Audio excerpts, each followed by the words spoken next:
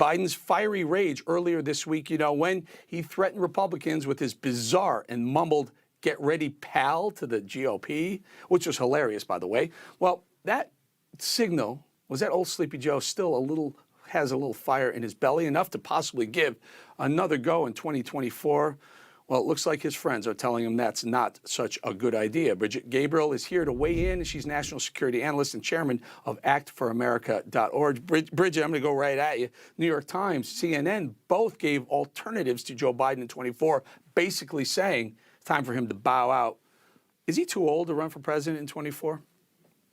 Well, he is too old mentally. Look, it's not only age. I know people, look at President Donald Trump. I know people who are up there in age. I know business owners who are still working in their 90s. They are very sharp as a tack. We know, for example, Bernie Marcus, the owner of Home Depot. I know you've had him many times on the network. But look, it's not a matter of that. He has no cognitive ability. He is losing his mind. He cannot utter a coherent sentence. Our enemies are laughing at us. They do not fear us. Our allies do not trust us. The world does not respect us because of Biden. We may kid ourselves in America. The leftist media may kid themselves, at least up to this point. But the leftist media at this point are realizing, and they are hearing from their base, that we basically have a senile man for a president, that he is unfit to govern, that the economy is in shambles, that everything is falling apart, and they need somebody else. And at least they are thinking, well, maybe he shouldn't run. Maybe we should put somebody else. The Democrats are in trouble. And after the election in Virginia that we just saw, and what we're going to see in the upcoming election in 2022, the Democrats know they have an uphill battle to fight coming up to the 2024. And the reason why I wanted to bring you in to discuss this, Bridget, is because Bret Stephens, who's no friend of President Trump, he was an anti-Trumper straight through. Right. He used to be on Fox. He was at the Wall Street Journal. He went to the New York Times. He writes. He's a very prolific writer. He calls himself a conservative, but an anti-Trump conservative.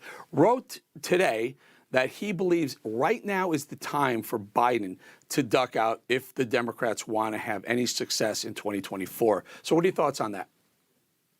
Well, look, I don't think Biden has any ability to think for himself whether to stay or leave.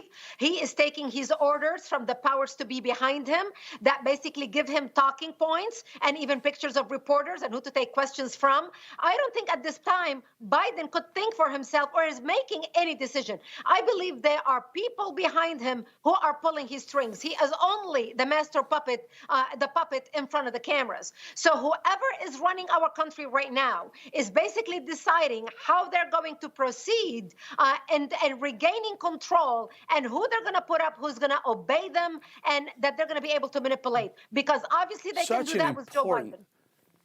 Such an important point you're making, Bridget. He ran as a unity candidate. He was going to bring unity to America. He gets in office, and the progressive wing, the far left wing of the party, the AOCs, the Ilhan Omars, the Bernie Sanders, are yanking him to the socialist side of the party. They're split. Final thought, you got 30 seconds or so.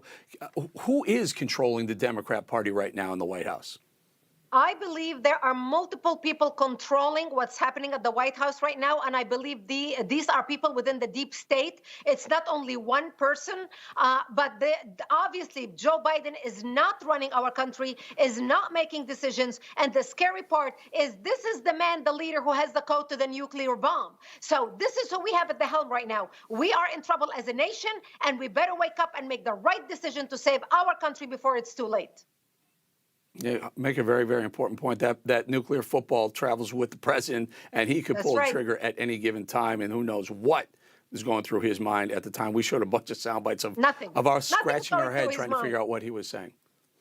And yep. All right, Brigitte Gabriel, thank you for being here. Thank you very much. Hey, I'm Rob Finnerty. Thanks for watching. If you enjoyed this video, please join the conversation in the comments below. Don't forget to subscribe, too. Hit the bell icon to be alerted to breaking news. And remember, there's a whole lot more on Newsmax TV, America's fastest growing cable news network. Newsmax TV, we're real news for real people.